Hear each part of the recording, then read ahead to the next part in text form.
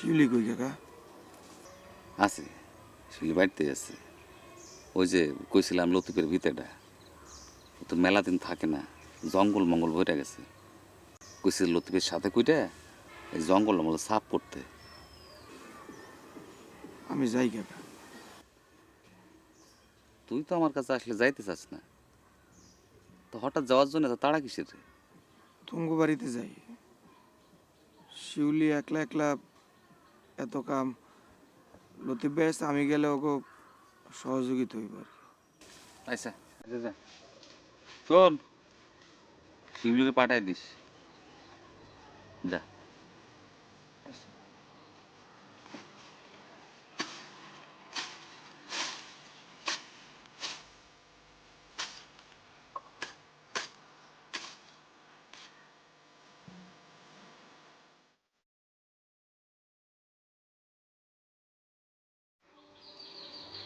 কি রে, আবার ফিরে এসে বসলি যে, কিছু কবি?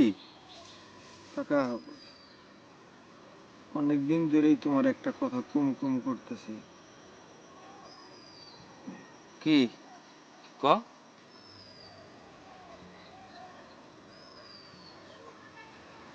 আচ্ছা, পরে আরেকদিন কমা। আচ্ছা যা,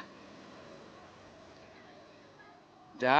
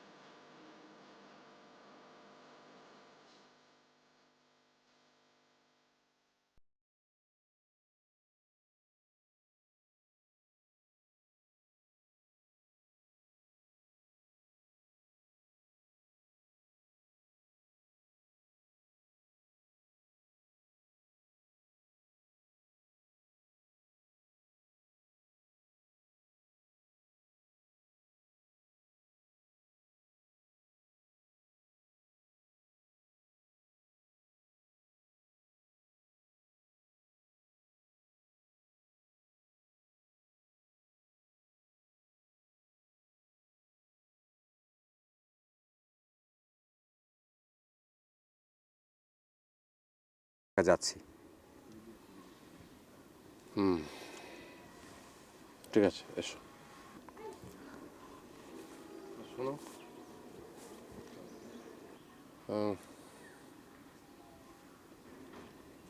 আব্বা কিছু বলবেন?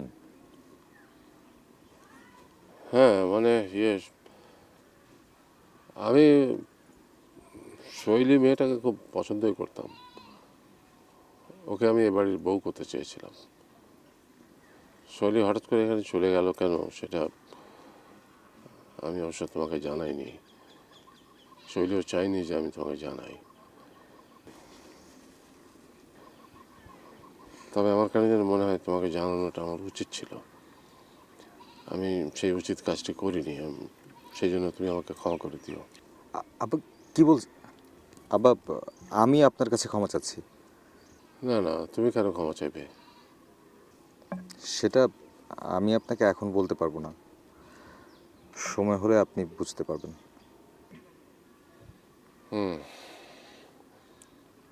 তুমি কি বাসে যাচ্ছ? জি। এসো, সাবধানে যেও, জি। ভালো থেকো।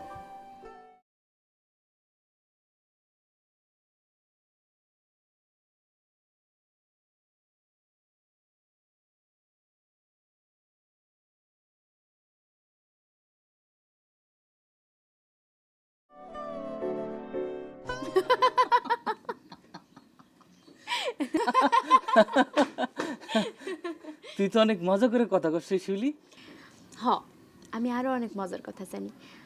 আচ্ছা লতিফ ভাই, তোমার একটা শোলক দেই, দেখি তো ভাঙাইতে পারো কিনা। না না না, আমি শোলক টোলক পারি না, আমারও তো বুদ্ধি নাই। চেষ্টা করে দেখো না। চেষ্টা করেও কোনো লাভ নাই, আমি পারুম না। তোমার অনেক দিন পর হাসতে দেখলাম, খুব ভালো লাগতেছে। তোরে এমন করে কোনোদিন হাসতে দেখিনি রে শিউলি। মজনু, মজনু আয়। ওর কথা শুই না তুই না হাসে থাকতে পারবি না। আমার কপালে হাসি নাই, তোমরাই হাসো। তোমার কপালে কি আছে মজনু ভাই? কান্দন?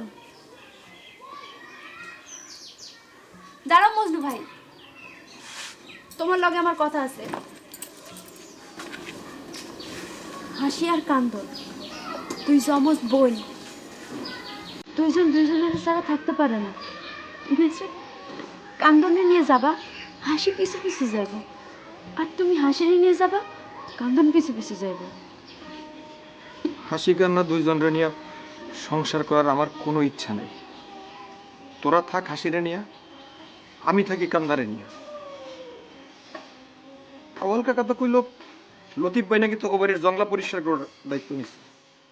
এখন তো তুই তার মনের জংলা পরিষ্কার করার দায়িত্ব নিছিস, ভালো, খুব ভালো। একটা ইতিমের লেগে তোকে খুব মায়া না? দাঁড়াও দাঁড়াও মজনু ভাই, কইলাম না তোমার লগে আমার কথা আছে। তোর মন বোঝানোর কথা শোনার আমার কোনো ইচ্ছা নেই। মজনু ভাই,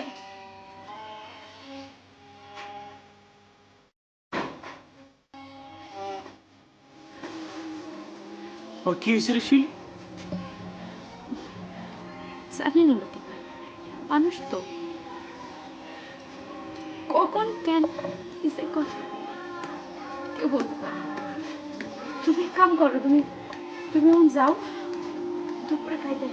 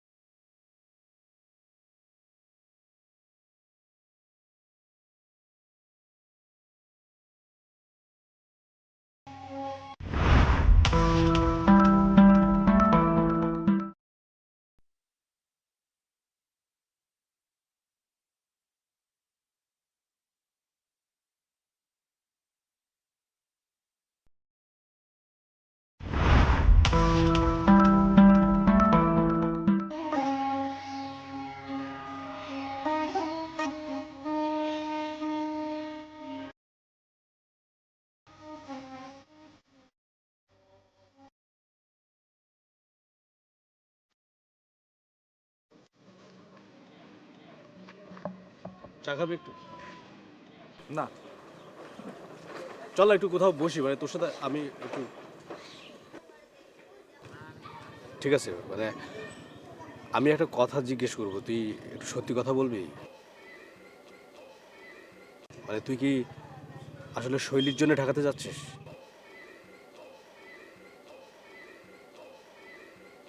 না, তাহলে এই তাহলের উত্তরটা আমি তোকে কদিন পরে দেব। শৈলী চলে গেছে, ওর প্রতি আমার কোনো অভিযোগ নেই, কিন্তু সব কিছু জেনেও তোরা সবাই আমার সাথে যে আচরণ করেছিস তাতে আমি খুব কষ্ট পেয়েছি। আমি এর প্রতিশোধ নেব। তার মানে কি কি করবি তুই? আমি ভেবেছিলাম সেটা তোদের কাউকে কখনো বলবো না, কিন্তু তোকে বলে যাচ্ছি, আমি কোনোদিন আর এই গ্রামে ফিরে আসবো না। এসব তুই কি বলছিস? এটাই সত্য, এই গ্রামে ফেরা আমার পক্ষে সম্ভব না। আর মানে একটা একটা মেয়ের জন্য তুই? একটা মেয়ের জন্য আমি এই ডিসিশন নেইনি। আমি এই ডিসিশনটা নিয়েছি কারণ সবাই জানার পরও আমার সাথে যে আচরণ করেছে, সবাই জানতো যে শৈলী চলে যাবে, কেউ আমাকে বলেনি। তুই, বাবা, বাসার সবাই। আমি তো এখন আর তোদের কাউকে আপন ভাবতে পারছি না। আমার তো মনে হচ্ছে আমি কাদের সাথে থাকছি। আমি এই গ্রামে থাকতে পারবো না, আমি এই গ্রাম ছেড়ে চলে যাচ্ছি। আরমান, আরমান তুই আমাকে মাফ করে দিস ভাই। আমি বুঝতে পারিনি যে এই বিষয়টা নিয়ে তুই এত কষ্ট পাবি, কিন্তু তোকে তো দরকার। কাকার ব্যবসার দায়িত্ব সব তো তোর উপর। আমার উপর কিছুই না। বললাম না এই গ্রামে থাকা আমার পক্ষে সম্ভব না, আমি এই গ্রামে কোনো কিছুই করতে পারবো না। আর আমি আর কখনোই এই গ্রামে ফিরবো না। তুই সরকার কাকার কথা ভাববি না? তোর সরকার কাকা তো আমার কথা ভাবেনি। আমি কোথায় যাব সেটা আমি জানি না, তোরাও জানবি না। তবে হ্যাঁ, এমন কোথাও যাব। আমি তোকে কোথাও যেতে দিব না। তাই জোর করবি? জোর করবি আমাকে? আরমান, আরমান প্লিজ তুই বাসায় চল। বাচ্চু ছাড়, আরমান প্লিজ তুই বাড়িতে চল। বাচ্চু ছাড়, আমি বলছি বাড়িতে চল। ছাড়। ভাই যাবা? যাবো।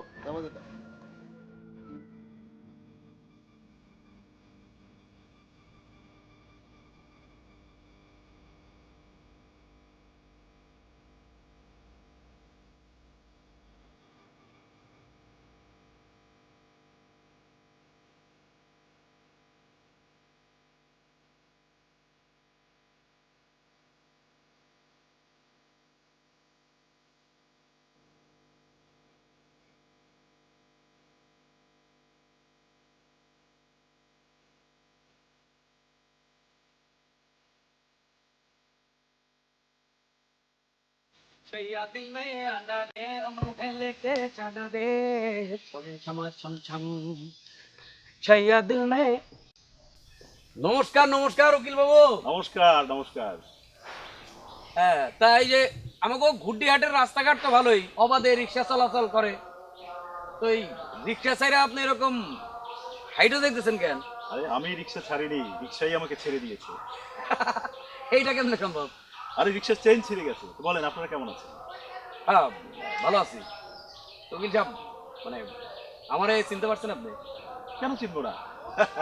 শোনেন, আমার স্মরণ শক্তি কিন্তু খুব প্রখর। তাছাড়া আপনি তো এই গ্রামের, মানে এই গুড্ডিহাটি গ্রামের তালেবর মানুষ।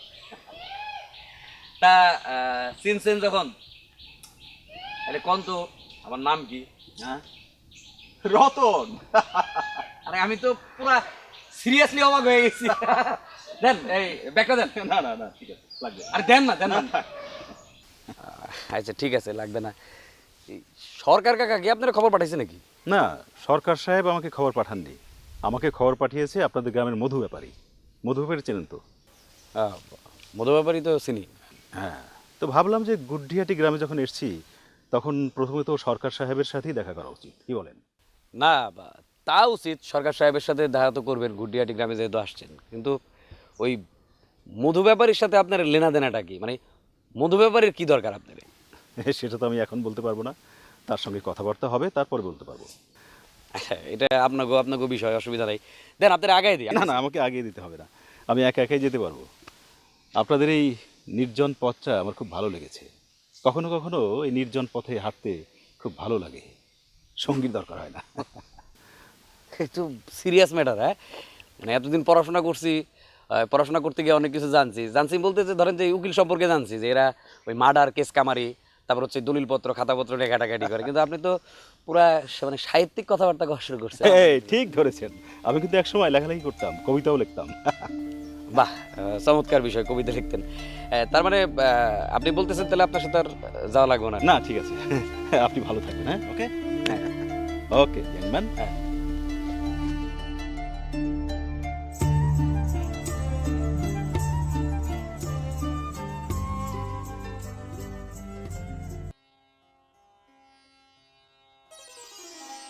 আওয়াল কাকা তো কইলো লতিফ ভাই নাকি তোকে বাড়ির জংলা পরিষ্কার করার দায়িত্ব নিচ্ছে।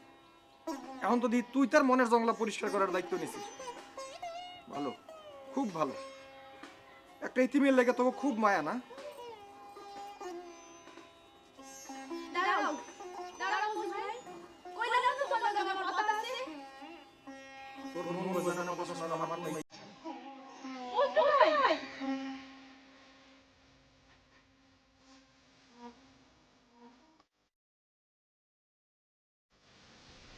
কি অত ভাবতেছো তুমি? হ্যালো, তুমি কেন বারবার আসো? ও মা, আমি আসবো না তোমার কাছে? না না, তুমি আসবা না। তুমি মরে গেছো, তুমি মিথ্যা। তুমি কেন বারবার আমার খবের মধ্যে এসে খাড়াও? আমি আসবো না তো কে আসবে? না, তুমি আসবা না। আচ্ছা, অত কথায় কাজ নাই। এই নাও, এই টিপটা নিয়ে আমার কপালে পরাই দাও। হ্যালো হ্যালো, তুমি আর আমার কাছে আইসো না, আর আইসো না। আমি তো এমনি এমনি আসি না গো। তুমি কষ্টে থাকলে আমার যে ভালো লাগে না যখন দেখি তুমি দুঃখে আছো, কষ্টে আছো। যেখানেই থাকি আমার আমার কষ্ট হয়, আমি থাকতে পারি না। এই জন্য তো বারবার চলে আসি। হ্যালো হ্যালো, আমার এমন লাগে কেন? সব সময় তোমার কথা মনে হয় কেন? আমি যেইখানে যাই সেইখানে দেখি আমার ঘরে, আমার বিছানায়, বারান্দার দাওয়াতে, উঠানে, নিম গাছের যে দোলনা সেইখানে, পুকুর ঘাটে, নদীর পাড়ে। তুমি কেন আসো আমার কাছে? তুমি আর আইসো না আমার কাছে, আর আইসো না। আলো, আমারে আমারে আবার সবাই পাগল বলবে, সবাই আবার আমারে পাগল বলবে। তুমি চাও না আমি আসি? না, আমি চাই না। মিথ্যা আলোরে দিয়ে আমি কি করব? তুমি চলে যাও, তুমি আর আইসো না। শিউলি বড় ভালো মেয়ে, তোমার শিউলিরে ভালো লাগে না বলো? না।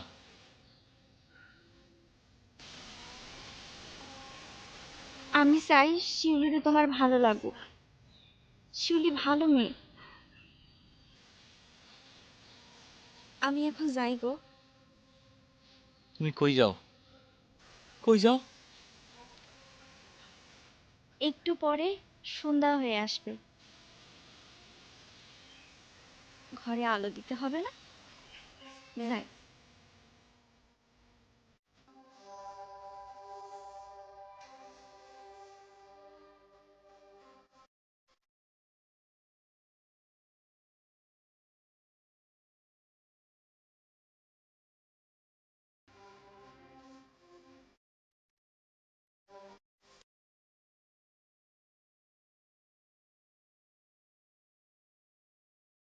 মনে চায় যারে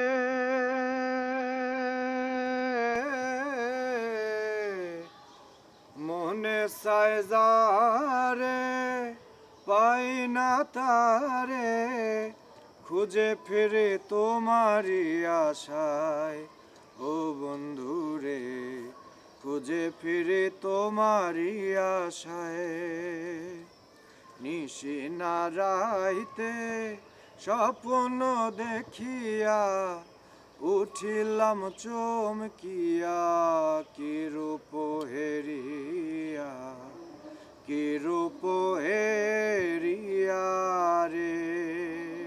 বন্ধু সাহেব, আপনি এরকম উদাসীন মন নিয়ে গান গাইতেছেন, মানে এই বকপট্টির জঙ্গলে যে আপনি গান গাইতেছেন, আমার অনুমতি নিচ্ছেন? কে জঙ্গলে গান গাইলে কি তোর অনুমতি লাগবো? হ্যাঁ, অবশ্যই অনুমতি লাগবে। আমি হইলাম গিয়া এই বকপট্টির জঙ্গলের রাজা। এই জঙ্গলে একটা পিপিলিকা ঢুকলেও আমার অনুমতি নিয়ে ঢুকতে হবে। তুই আমার অনুমতি নাস নাই, তোর এখন বিচার হবে। হ্যাঁ, এই কই যাস? বয় বয়। কি হয়েছে কত? এত উদাস কেন? কি সমস্যা তোর? কোনো সমস্যা নেই। অবশ্যই সমস্যা আছে। কি সমস্যা আছে তোর?